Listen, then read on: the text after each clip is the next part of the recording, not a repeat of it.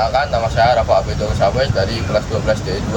Di sini saya akan menjelaskan dan juga mempresentasikan tentang elevator dan juga SK.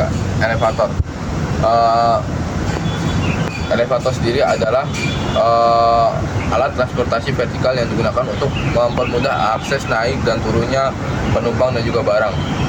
Nah, di lift itu ada dua jenis. Yang pertama itu passenger dan juga roomless. Nah, ini untuk ruang mesin roomless sendiri adalah ruang mesin yang tidak ada lift, yang tidak ada ruang mesinnya. Jadi strukturnya itu langsung naik turun gitu aja, gak ada tambahan ruang mesin. Dan panel kontrol dan juga panel kontrol motor, terus ARD, semuanya ada di busway atau shaftnya. Berbeda jenis dari ruang mesin. Kalau ruang mesin itu ada tempat tersendiri bagi busway dan juga ruang mesin. Ruang mesin itu terdapat beberapa jenis, ada beberapa komponen yang ada di ruang mesin. Yang pertama itu ada panel kontrol, ARD, motor, kemudian seismik, terus apar, terus termometer suhu, seperti itu. Terus di untuk lift di PT Green Indonesia itu ada 34 unit. Di mall ya, di mall ada 34 unit, terbagi untuk area West Mall ada 14 unit, terus kemudian di area East Mall ada 20 unit. Total semuanya 34 unit. Dan ada 3 merek dari lift di PT Green Indonesia Mall. Yang pertama itu ada merek Mitsubishi, Fujitec, dan juga SL atau Schneider. Oke, sekarang kita akan masuk menuju ke ruang mesin lift BP2 merek Mitsubishi, area East Mall. Kita masuk dulu.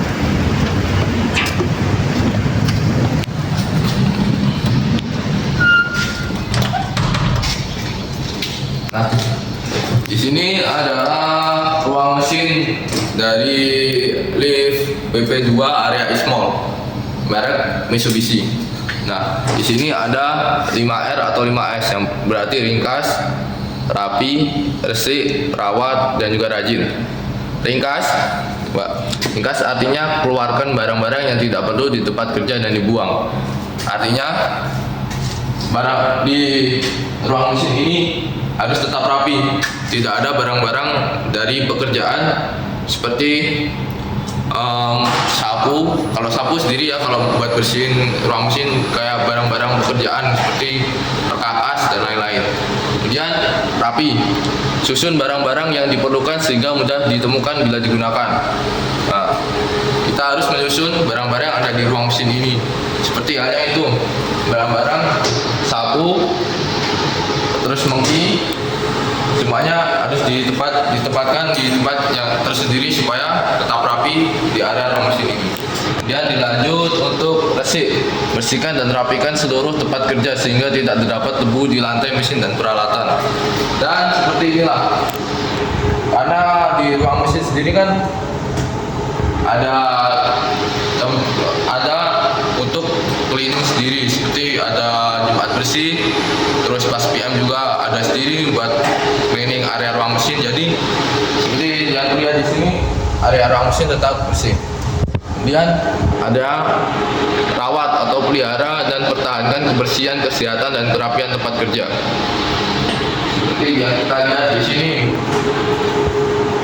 area di ruang mesin ini sudah terawat dan juga baik untuk kesehatan manusia di dalam, karena suhu di ruang mesin ini harus di bawah 30 derajat Celcius untuk motor ini tetap terjaga suhunya biar tidak overheat untuk si motornya. Kemudian untuk yang kelima, rajin. Latih semua orang mematuhi peraturan jaga kebersihan atas kesadaran sendiri. Oke. Di sini harus mematuhi peraturan supaya masuk di ruang mesin. Harus memakai safety, semua safety, harus mematuhi regulasi-regulasi yang ada di dalam lift dan juga regulasi dari merek lift Mitsubishi itu sendiri. Dan saya akan menjelaskan tentang apa saja yang ada di ruang mesin lift ini. Yang pertama ini seismik.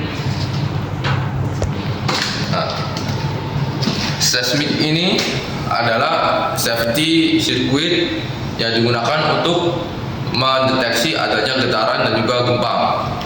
Nah, seismik ini sendiri apabila terjadi getaran atau gempa pada gedung sini, ada beberapa level.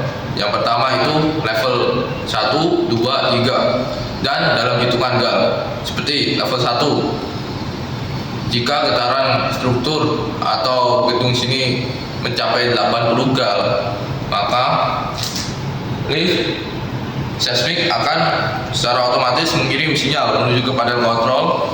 Panel kontrol akan memberi perintah ke inverter supaya motor berjalan menuju ke lantai terdekat untuk membawa penumpang keluar. Kemudian sama, kalau 80 gal itu membawa penumpang, ada juga yang 120 gal sampai 150 gal. Bedanya, jika 80 gal ada fitur reset ini, kan di sini ada fitur reset dan juga tes. Nah, jika level 1 80 gal, lift tidak perlu direset ulang. Berbeda kalau 120 sampai 150 gal. Kalau sudah di level 2 dan level 3, kita perlu mereset ulang dari sensor seismik ini. Dan sebelum sensor seismik ini di reset, harus ada pengecekan dan juga memperhatikan struktur gedung sebelum diperbolehkan operasional. Seperti jika terjadi gempa melebihi 120 sampai 150 gal, pastikan otomatis gedung goyang kan. Nah, kalau gedung goyang pasti struktur itu sendiri kan pasti bisa jadi retak. Kemudian kalau di area ruang mesin ini juga bisa jadi panel atau kabelnya bisa jadi terbakar atau gimana kan, tidak ada yang tahu kan. Oke, jadi kalau sudah pada level 2 dan level 3, kita harus perlu mereset ulang. Kemudian di sini ada yang namanya dulu ya, panel kontrol. Nah, ini adalah pusat pengendali dari semua komponen atas bawah yang ada di lift, mencakup dari area ruang mesin, area busway, kemudian area card dan juga area pit. Nah, di sini semuanya, semua dari mulai safety, cara kerja dari semua lift, dan juga emergency stop. Nah, di panel motor sendiri sebelahnya ada ARD atau MEL. ARD disebut adalah automatic rescue device yang digunakan apabila gedung ini terjadi blackout, maka ARD digunakan untuk membackup hal tersebut. Nah, di dalam ARD ini terdapat aki atau UPS yang digunakan untuk membackup daya atau tegangan listrik saat terjadi blackout. Daya dari ARD sendiri itu bervariasi mulai dari 1 kilo volt sampai 300 volt doang. Kemudian kita lanjut di dalam mana ya? Ini sebelahnya. Ini adalah area motor pada lift. Di sini motor yang digunakan untuk mengangkat kar dan juga conduit. Nah, di area sini ini adalah wedging yang digunakan untuk mengukur beban dari kar. Nah, ini kan ada titik mati. Ini adalah titik mati dari atas kar. Apabila di dalam kar terdapat beban, maka otomatis beban kar kan turun. Jadi ini akan ketarik ke bawah, dan setelah ketarik ke bawah, ini di dalam sini terdapat seperti pressure atau buat mengukur lah sampai mana boleh car tersebut untuk mengangkut penumpangnya. Dan setelah itu motor kan berputar. Motor ini tersambung antara motor, puli, dan juga rub ini. Rub ini akan tersambung langsung di atas car, berguna untuk menggerakkan car naik turun. Nah, di car juga di samping car terdapat counter weight yang digunakan untuk beban penyeimbang antara car dan juga motor. Apabila tidak ada counter weight itu, kan otomatis si motor itu kan bebannya lebih karena kan buat mengangkat si motor itu, buat mengangkat si car itu, maaf. Jadi supaya motor dapat mengangkat car dengan seimbang, gunakanlah counter weight. Jadi kan kalau motor sendiri mengangkat car, itu kan beban dari motor itu kan lebih berat kan buat mengangkat si car itu, apalagi di dalamnya ada orang atau barang kan. Nah, counter weight itu digunakan untuk penyeimbang supaya beban si car ini dapat dikurangi. Jadi ada contoh ini kan, kalau ada penumpang masuk dari car, penumpang masuk kan ada beban 10 orang di dalam car itu. Terus di dalam car itu kan naik, kalau naik putaran-motornya kemari. Nah, kalau tidak ada counter weight, otomatis kan beban dari motor ini lebih berat. Nah, digunakan counter weight. Kalau si car itu naik, akan motor weight turun sebagai beban penyeimbang biar motor ini tidak kelebihan beban, takutnya nanti bisa aus atau gimana gitu kan, kami juga kan. Kemudian ada juga yang namanya counter weight, overspeed governor. Nah, overspeed governor ini adalah safety device yang digunakan untuk keselamatan saat lift terjadi overspeed. Nah sekarang ini adalah nama dari overspeed governor yang digunakan untuk saat car terjadi overspeed. Artinya bisa jadi dari rootnya putus atau apa kan. Kalau root putus kan bisa jadi nanti car akan terjebak di bawah. Nah, safety governor itu digunakan untuk backup saat terjadi overspeed itu. Ya, cara kerjanya saat kecepatan si motor itu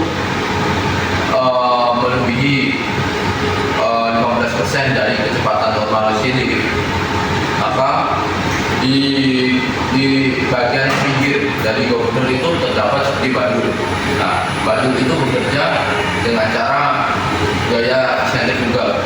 Jadi akan keluar dari titik pusat.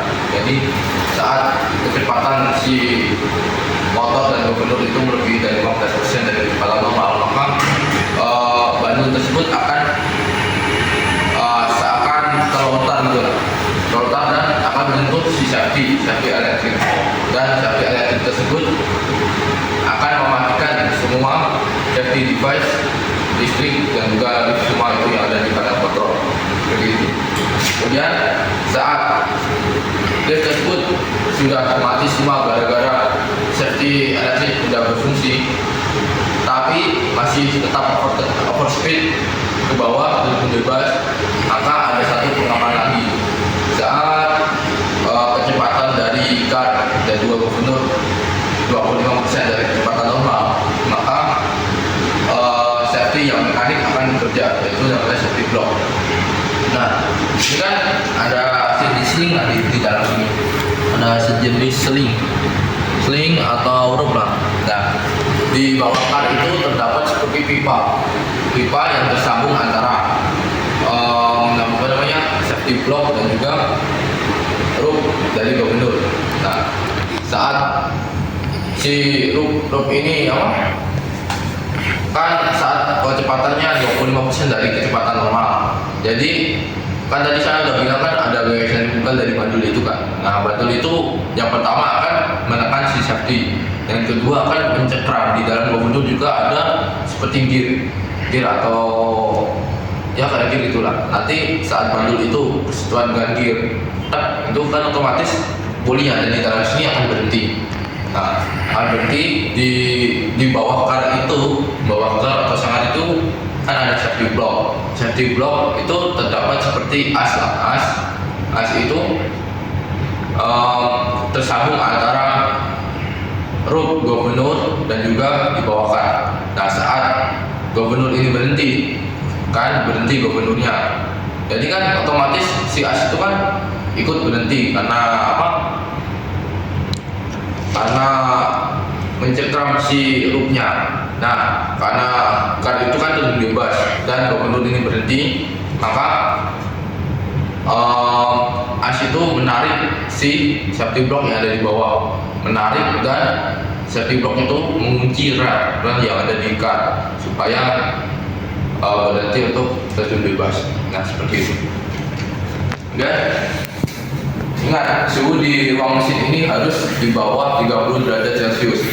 Kalau suhu, misal suhunya melebihi 30 derajat Celcius, itu dapat dipastikan suhu dari AC mesin pendingin yang ini terjadi masalah.